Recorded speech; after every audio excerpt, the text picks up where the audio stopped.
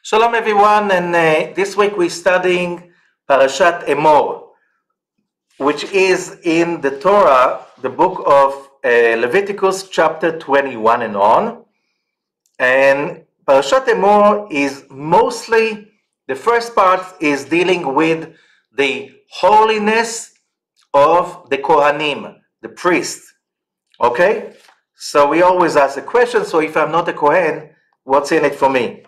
The other part of the parasha, which is also very important and very famous, it is about the holidays, all the list of the holidays, including the Omel, which Parashat Emor is part of it.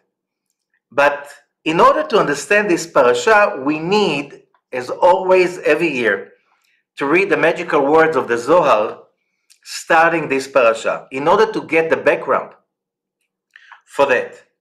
It's a background for both things, for the Kohanim issue and for the holidays, and especially for the, as I said, the holidays.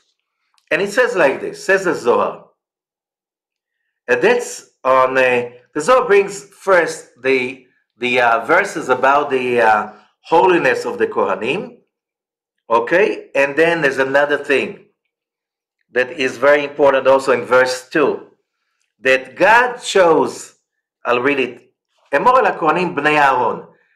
Say, Emor means say, softly, el HaKohanim, to the Kohanim, bnei Aaron, the sons of Aaron. Ma ta'amacha bnei Aaron? Why does it have to say the sons of Aaron? We don't know that the Kohanim are the sons of Aaron. V'chi lo yada'na divnei Aaron inu. No, to emphasize that they are the sons of Aaron and not the sons of Levi. But Aaron was from the tribe of Levi. The Aaron sheruta dechol kanei alma. That Aaron is the beginning of all the Kohanim in the world. That God chose him from everybody else to be the Kohen. Why did he choose Aaron? Because he had the blue blood? Because he was the brother of Moses? No. Begin lemevat shlama b'alma, because Aaron was bringing peace to the world. Uvegin de'Aaron archoi saliku leilahai, because the ways of Aaron brought him to that place, which means, is that a free choice of God that he chose Aaron, or what the Zohar is saying is contradictory? It's not that God had a decision to make Aaron the high priest.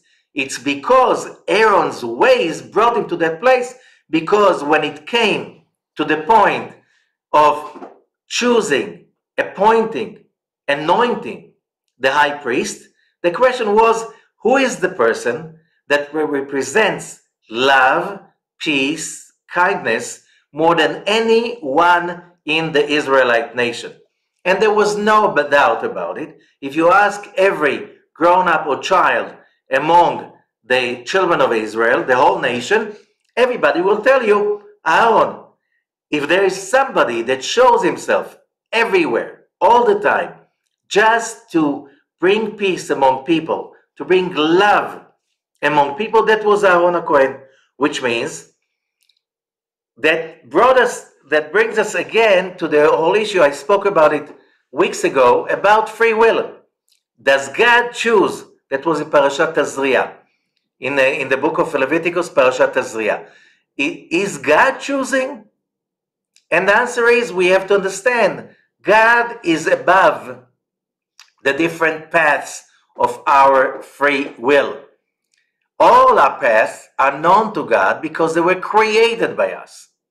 We choose which paths to experience in our own life. Okay? So that's the free will between God and us, because when Aaron chose to be that human being that represents God's loving and kindness more than any human being on earth, that brought Aaron to become the high priest. Okay? כי כל ימיו של אהרון היה משתדל להרבות שלום בעולם. We said already, all his days, Aaron was the person to bring. You know, when we say in the end of the Amidah, עושה שלום במרומיו, הוא יעשה שלום עלינו. The one who makes peace in the heavens, he will make peace among us. But that was Aaron. He made peace among people below, and that created peace in the upper worlds. And because of that, Aaron was, you know, it's like God had no choice but to choose Aaron. Which means, basically, we're going to see that there's something really important about the free will that we are going to expand, and that will go to the next verse, verse 3. Okay, again, the question is, what does that mean, free will? What are the limits or the boundaries or the area of free will that we experience?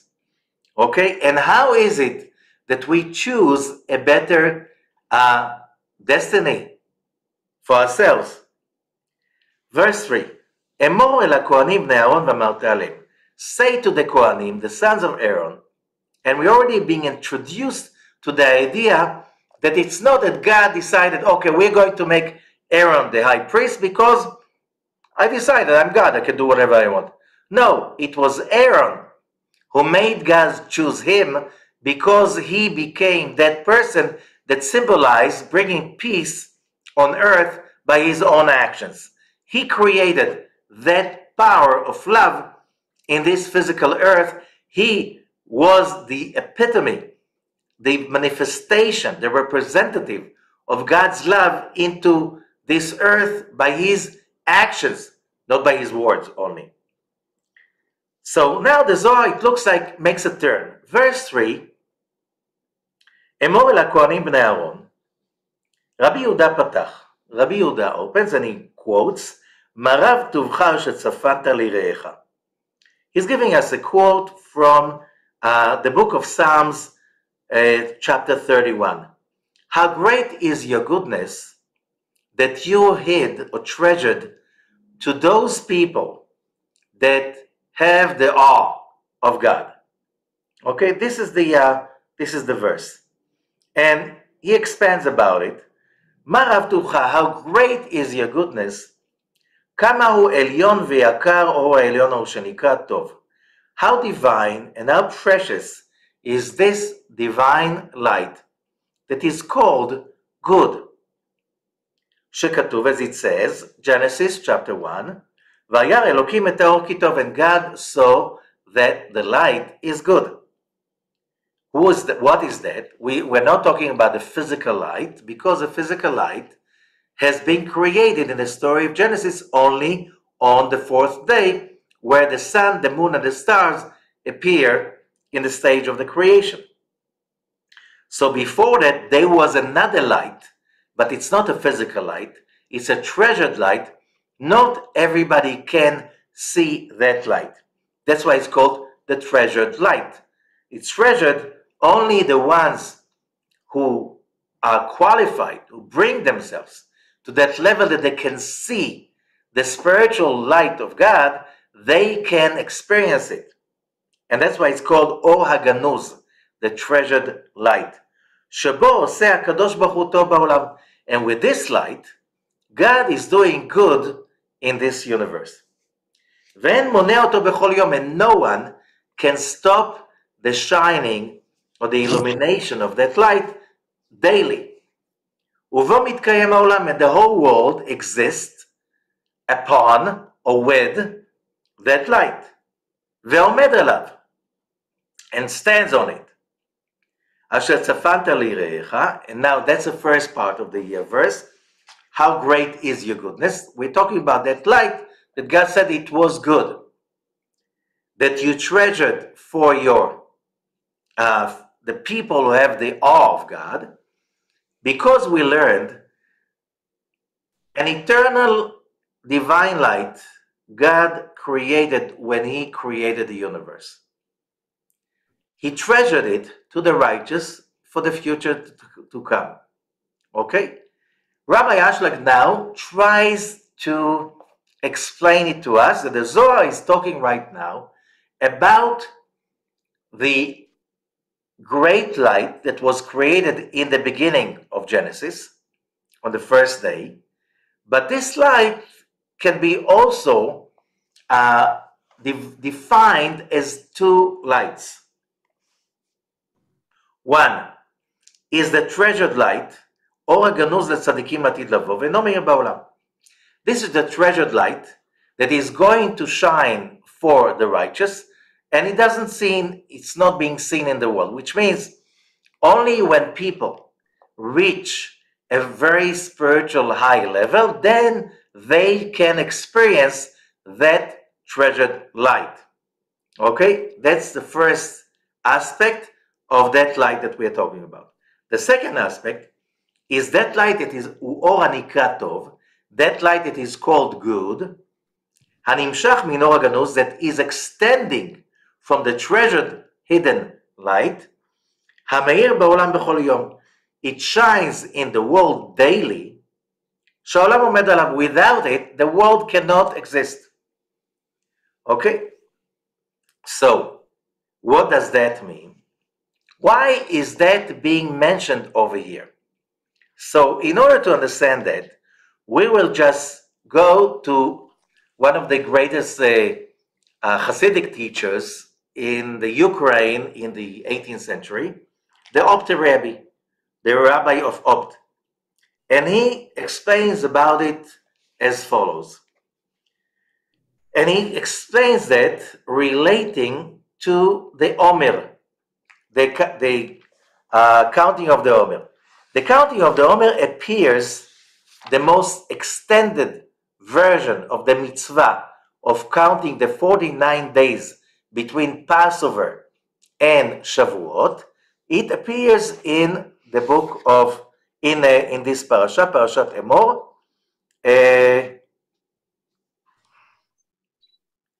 You can find it in chapter 23 in Leviticus, from verse 9 and on. וידבר אדוני אל משה לאמור, and God spoke to Moses saying, דבר אל בני ישראל ואמרת עליהם, talk to the children of Israel and tell them, כי תבואו אל הארץ אשר אני נותן לכם, as you come to the land that I'm giving to you, וקצרתם מקצירה, you should make the harvest. והבאתם את עומר ראשית קצירכם, and you bring the sheaf of the beginning of the harvest, to the Kohen, והניף את העומר לפני אדוני לרצונכם. And he will raise, the Kohen will take the sheaf of the first harvest, and he will lift it to God. לרצונכם, as you wish, according as you will. ממחרת השבת, the day after the Shabbat, which means the day, the sabbatical of the first day of Pesach. That's when the Kohen will lift it up. ועשיתם ביום הנבחם, and that's the whole thing, and then verse 15, וספרתם לכם ממחרת השבת, and from the day after, you will count 7 Shabbatot, 7 weeks. On the 50th day, that will be Chag HaBikurim, the day of Shavuot, and so on. It's like very in length over here.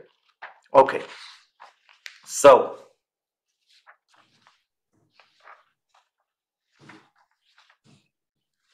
and our question is, what's in it for us? Because we know the 7 weeks of the counting of the Omel.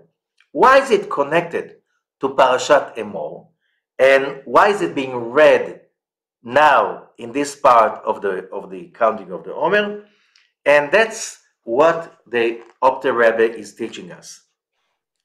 הנה ידוע כי ראשית המחשבה שעלה ברצונה הפשוט האחדות האמיתית יתברך ויתברך. It is known that the first thought of the Creator, שעלה ברצונה הפשוט, these are the words of the Arizal, Rabbi Zakluria, that the will came in God. We'll learn about it when we study the Tree of Life of the Arizal soon.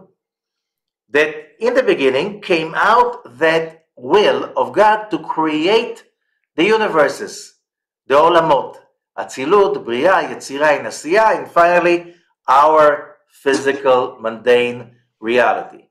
Okay? So basically, the Opti Rabbi is extending what the Zohar is saying to the words of Rabbi Azakloria, the Tree of Life. היה מחמת, in all of that, היה מחמת שהיה ברצונו כביכול, להיות לו תואר מלכות. It is like, it's not the reason, but it's like, God wanted to be a king. And there's no king without a nation. Which means, if we're talking about the light that is endless giving, there's no endless giving if there's no one to receive that giving. So the extension of the endless light created necessarily someone who will want to receive that pleasure of that endless light. And that's why it says Hashem Malach, God reigned, was the king.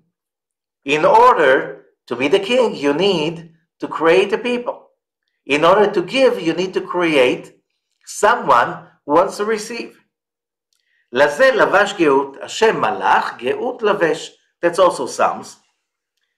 God was the king, and therefore he wore geut, which means pride. Okay?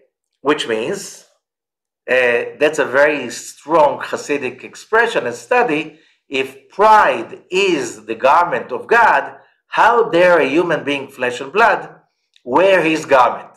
Which means, using pride, it's something. It's not ours, it's a stolen garment. But the word pride in Hebrew, it's geut. Geut comes from the Hebrew word, there's low tide, high tide. High tide is geut. What is high tide? When the waters of the sea expand to the land. Here we're talking about God's light expanding in giving. Now, because we are mortals and we are vessels, when we try to expand only in receiving, it never ends well, because you're trying to imitate the Creator, in which you're not a source of light. So how can you do that? It never ends well. So Geut says the teaching us the Opti Rabbi, the Ohev Israel, Gimatya Taf Yud, the numerical value of the word Geut, pride, is 410. And these 410 represent 410 holy channels of light that are coming from the upper worlds to nourish our universe. Le'atzil, to emanate, v'livo, to create, et ha'olamot, all the worlds that we call recreation. וכבר מבואר זה אצלנו כמה פעמים ביותר ביאור, and it's being explained before, and again, when we studied the Tree of Life of the Arizal, we will see how powerful these teachings are. ולהיות כבורא ברוך הוא ובראש שמו, הוא מושלל מהשגה, ולא ישיגו שום נאצל ונברא. And since the Creator, blessed be He, cannot be perceived with the human mind or brain or thinking, and no emanatee can perceive the emanator, okay? וגם כי איך יוכלו עולמות לענות מאור בהיר צח ומצוחצח, אור אינסוף ברוך הוא ובראש שמו. Okay? But because we, the creatures, the result of the creation process, we are limited, how can we enjoy the endless light of the Creator? Okay? That light that is clear, shine, pure, and endless. And therefore, because of that, האציל מאוד מעטה לבושו על מין עילאין קדישין בצמצומים רבים. He emanated many garments to his endless light. These garments is basically the structure of what we call the creation. The creation is a garment of God's light. What does mean a garment? We'll see soon. The garment is to contain the one who wears the garment, but also to reveal him, which means When a person wakes up in the morning, let's say he takes a shower.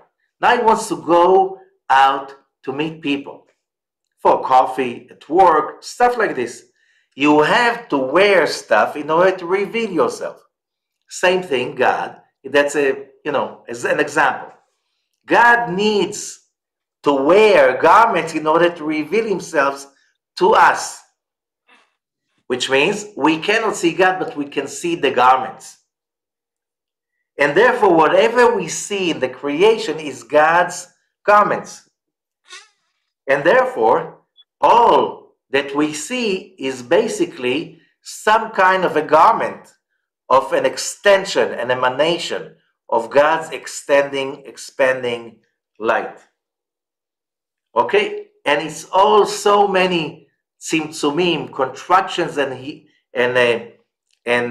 hiding levels and curtains that we can see. If you take the endless light, different garments will give you different creations or different creatures. Same thing, you look at the sunlight. Sunlight is, to our eyes, is white. But when it goes through a red glass, it will be red. Blue glass, it will be blue. When it goes through the atmosphere of planet Earth, you will see blue sky. If it's through the atmosphere of planet Mars, you'll see red sky. Okay, why? Because the atmosphere here is structured differently than the atmosphere on Mars. It will give you different colors. When the light of the sun hits a red flower, we will see the color red. When it hits the leaves of the flower, we'll see green. When it hits a purple flower or all kinds, we see the different colors there are in the original sunlight, but different physical entities will reflect it differently. So it's like the garments, which means same way that all the light, all the colors that we see with our eyes at the daylight, they're all included in the sunlight, and different materials and different objects will reflect different color. Same thing, every creature is a 3D projection of what? Of the same light of God, but the same thing in today's projections. It's like, when you have those projections in classes or stuff, or TV, okay? It's a different file, it's a different computer programming code that will give you a different color or a different shape. So whatever we see is just, if it's a creature, an object, it's a plant, or a planet, or a star, or a galaxy, all of them are basically different projections of the same original endless light of the Creator. And the projection will limit that light into something that our senses and our brain can perceive as the beauty of creation. Okay? Now, all of these tzimtzumim, contractions, which means if I want to see a flower is a very minute projection of the endless light. In order for that to reflect only a little flower, you have to eliminate elephants from the endless light, giraffes, planets, stars, galaxies, metals, all kinds of, just to leave one information, one light of the pleasure of watching that specific flower, and limiting it from other flowers on the planet. Okay, so that is what he calls that. Those are basically contractions that God created, those contractions, those curtains, so only just a little bit can be revealed to our eyes, and because of that little bit is perceivable, can be understood and seen by our senses. That is God's grace. And here we're talking about the major issue over here. The word is chesed, grace, loving kindness. ובכל צמצום וצמצום, כביכול ובכל עולם ועולם, ברא ויצר ועשה בסוד 10 קדושות. In every contraction, in every level, there are 10 different holy emanations.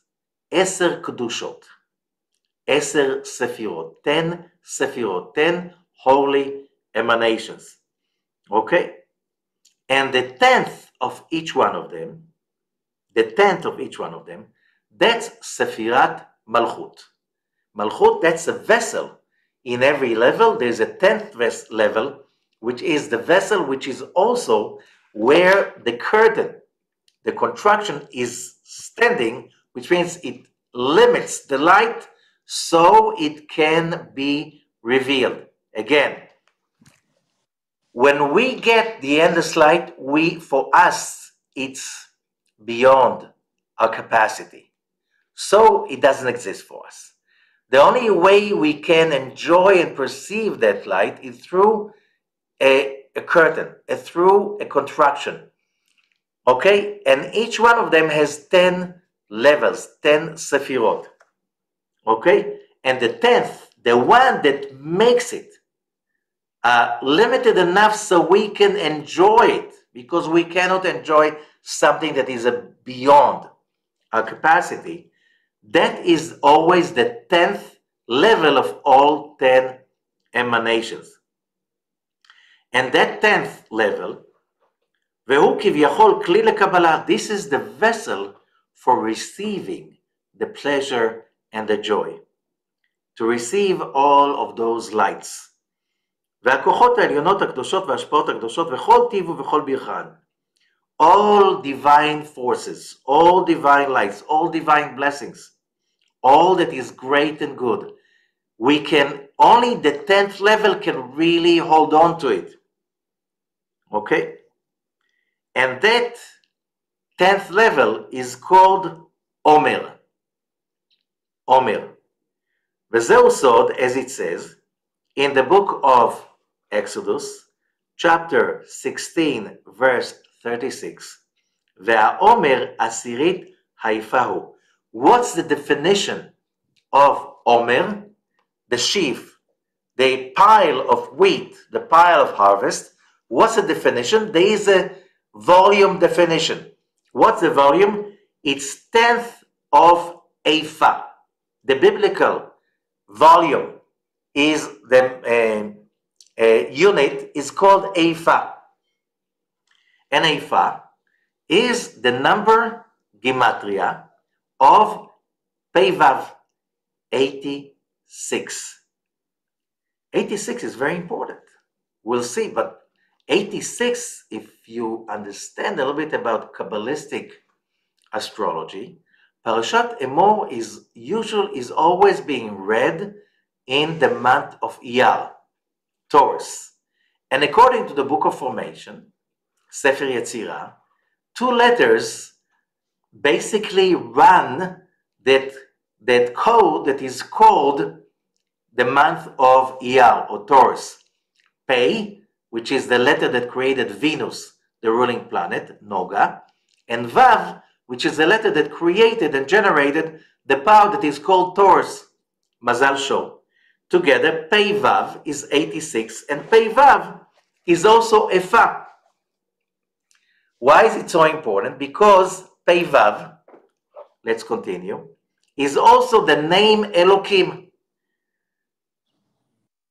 The holy name of God that is called Elokim is also Pei Vav 86. שהוא בסוד הצמצומי. Whoever there's a little bit of the terminology of the names of God, Elokim is the name of judgment. But we have to remember, like judgment in English and judgment in Hebrew, it's 2 different words. In Hebrew, it's Gvura. Gvura means, in a way, judgment, but not, because in English, judgment is always negative. Okay, in Hebrew, Gvura is about lehitgaber, to overcome. Who overcomes? Yes, we have a dialogue. Every creature in the universe is a result of a dialogue between the endless light of the creation, right, and the code of that creature. Every creature is a code and information.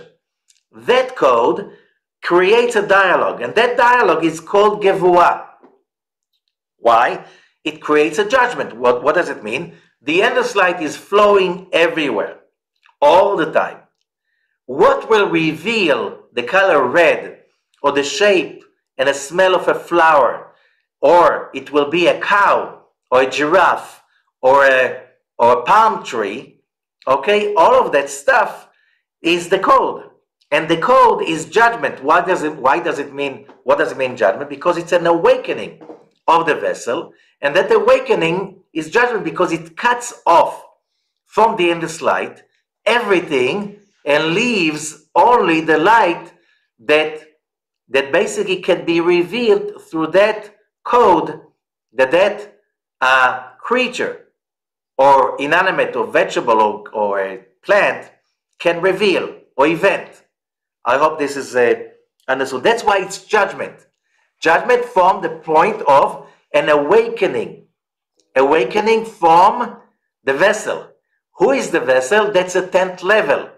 And the 10th level, if you take it, again, Eifa, Aleph, Yud, Pei, Hey, okay? I'm sorry, the original word is Eifa, Aleph, Pei, Hey. Eifa, which is the volume measurement, 86, okay? 1/10, and the Omel is 1/10 of it. 1/10, that's Malchut. Okay, so that's a manifestation of the vessel, the real vessel. So, how much light would I have? Depends how much do I awake, and how do I awake my desire, my will to interact with God's light. Now, if it is a chair, a table, a flower, or galaxy, this is a given code, which means all of those creatures or inanimate objects or plants, they have no free will. Only humans have free will to change the interaction. Okay? How do we do that? Okay, how do we do that? להבין ולדעת למה נקרא מידה זו בשם עומר, in order to understand why this measurement, volume measurement, is called Omer. Again, this is the measurement of the pile of harvest. Okay, there's a volume measurement. Why is it called Omer? הנה ידעו מה שאמרו מאמר חז"ל. We know what it says in the Talmud tractate, the Babylonian Talmud, tractate Brachot, page 33b, הכל בידי שמיים חוץ מיראת שמיים. Everything is written and decided in the heavens, except for one thing, the awe, A-W-E, the awe of heavens. What is that awe? ועוד אמרו, and it's also said in tractate Shabbat, page 31b, אין לו לקדוש ברוך הוא בעולמו אלא אוצר של יראת שמיים בלבד. The Creator has only one treasure. This treasure is the treasure of awe. Only. As it says in Isaiah 33, verse 6. יראת השם היא אוצרו. The awe of God, He is God's treasure. Okay? ולהבין דבריהם, in order to understand what they said, we have to understand like this. דיני כל המצוות ומעשים טובים שאדם עושה, הכל הוא מתת השם. All the good deeds, all the mitzvot that the person is doing, it's a gift of the Creator. Which means, who put the idea in my mind to do the good deed? God. Who put in my mind and my body the power and the will and the excitement to do it? God. Okay, so when it says in Parashat Truma, כל איש אשר ידבנו ליבו תיתנו את תרומתי, every person that his heart will have the will to share, will give my contribution. God is saying, it's my contribution. Who gave you the idea, the ability, the possibility, and the will to give that contribution? God gave it to you. That's also part of the code that is included of who you are. Each one of us. Some people we know, we know a lot of people, and we know when we need to help somebody. Okay, I know which people, when I go to them and I say, let's help that person. I know some people won't even think twice. Of course, let's do it. How do you want me to do it? And we know some people will always have an excuse. Why is it that they cannot help?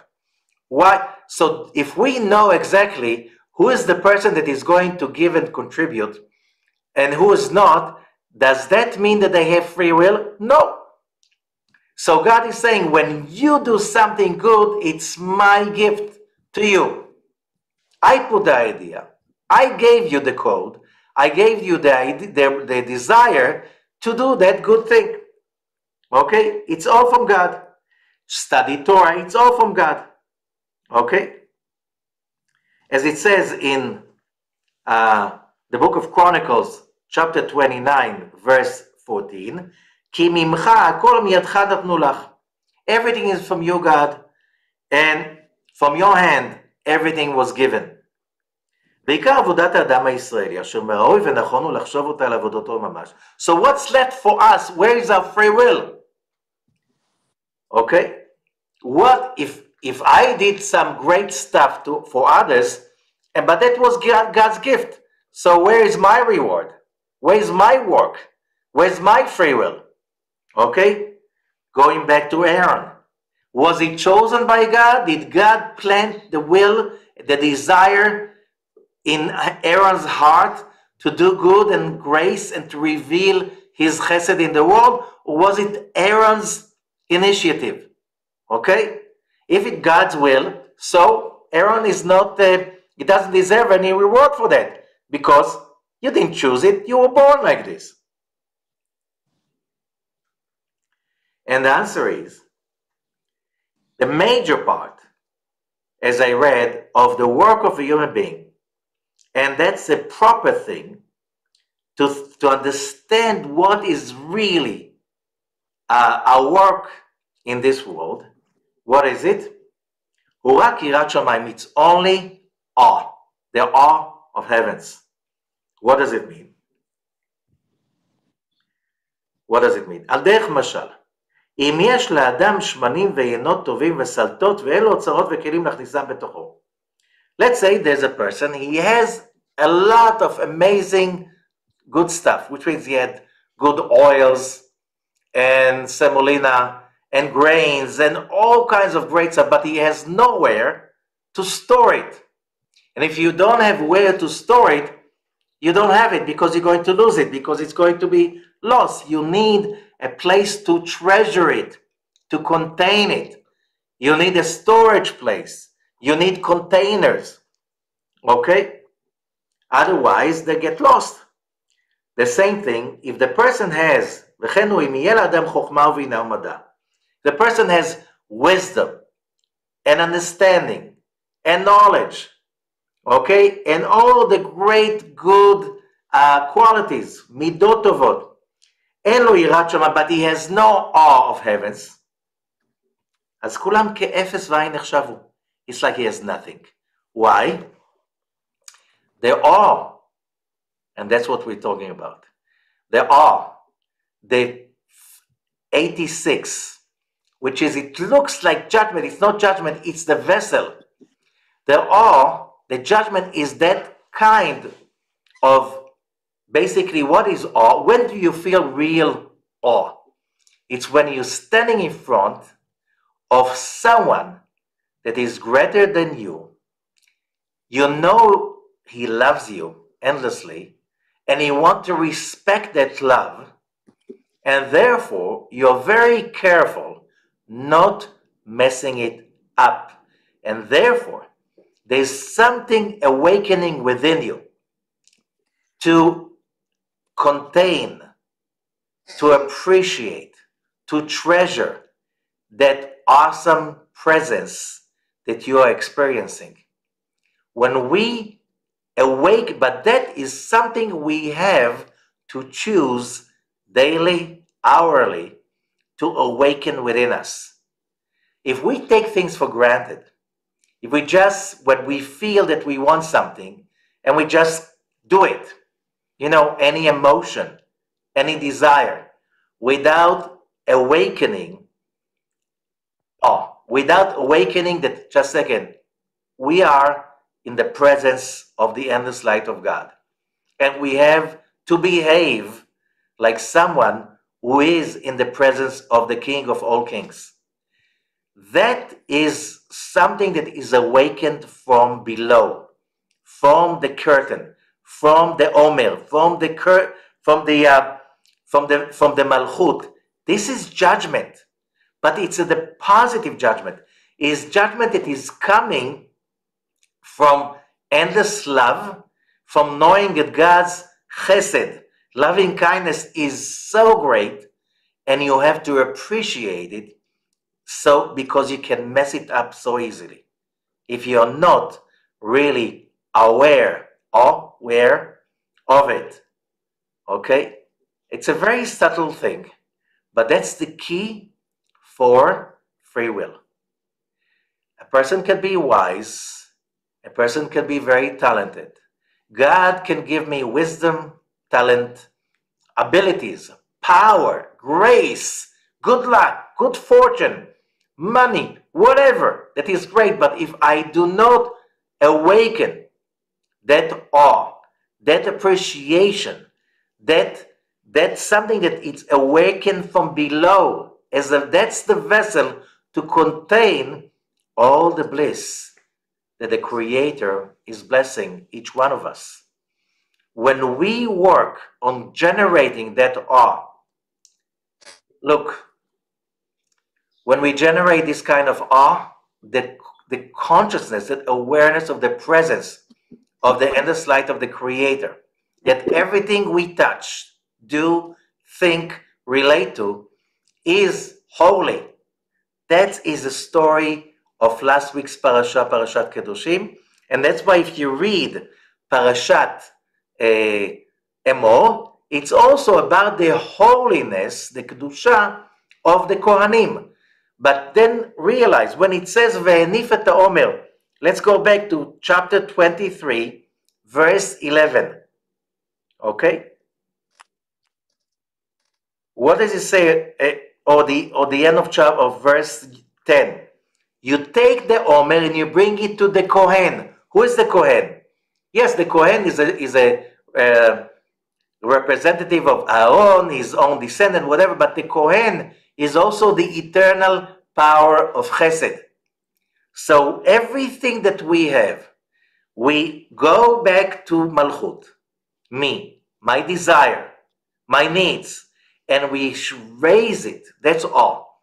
When you're aware to your desire, you're aware to your wills, you're aware, and you lift it up towards the Kohen, towards the love of God. And when we do that, which means when I receive God's bliss, not just because automatically, somebody giving it to you, you take it. No, I do it with awe. I know that's my job to receive that light, because that's God's will to give me that light. But I get this light because I appreciate so much God's gift to me. When we have that awareness, every desire that awakens inside us, the code will be changed by that awe. It will always be changed into a vessel that will contain that light. So what the Ohev Israel, the Opter Rabbi, is teaching us from the Zohar, from the Torah, that during the counting of the Omel, which we learned Sephirah means in Hebrew counting, but it means also illumination of the Sephirot, of the Omer, of that vessel of light, it's all about building inside ourselves those 49 levels of awe, that they will become the vessel to treasure, hold, contain, and live eternally God's light in our lives forever.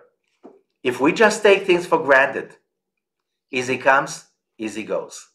Why? There's no awe, there's no treasure, there's no vessel, there's no containing. Everything comes and goes. If you want the light to stay, you need to generate that awakening from below. That's what Aaron did. Of course, he was given the drive, the will, the desire, the ability to share with people. But he didn't do it automatically. He did it with awe. That's why the whole nation realized that from Aaron, when it comes, it's authentic. It's not childish. Childish is where we do it by the whims. You know, when we're happy, we're happy. When we're upset, and so on. No, awe is the gevuah, hitgabrut, overcoming. Is taking any kind of feeling, emotion, talent, thought, desire, whatever we experience, and turning it into awe. How do I take that desire, that thought, that situation, and make it, bring it to the Kohen, lift it up as very precious treasure? God, you see, this is my vessel, so I can contain what you want to give me. So how can I do it when somebody upsets me? That's also a gift, right? Because if I am getting upset automatically, so I didn't do anything. I didn't change anything. But when I take that upset and lift it up to the Kohen, to God's grace, and say, okay, God, what is the gift you want to give me right now? And you know what happens? The moment I create that awe, I create a vessel, and then the light of God comes in, and I get fulfilled because I realize God wanted to give me the power to see that I can be greater than that irritation, than that negativity. And that's how we grow. That's how we can assume all of those forces that the Creator wants to share with us. This is the big secret of Parashat Emor. It's all about love. It's all about sharing. It's all about what is real and what is fake. Real is when it is coming with awe. Fake is when you just simply do it because you used to do it. If you continue to feel like you used to feel, you continue to get what you used to get. If you want really to change your destiny, if you really want to do your job, says the Rabbi, you really have to create those illuminations that are from below to above. When you lift the Omel, the Malchut up, see God, this is my vessel. I'm here to receive your light. But that was a negative event. No, there are no negative events. There are only events that we do not understand those events or what it makes us feel. But if we understand that awe is the name of the game, that awe is basically creating a curtain, an awakening, overcoming. This is our judgment that we arouse, and that judgment can heal any kind of judgment. That judgment can also prevent good stuff from destroying us. We know power corrupts, money corrupts. When somebody is giving too much of the good stuff, that can corrupt us.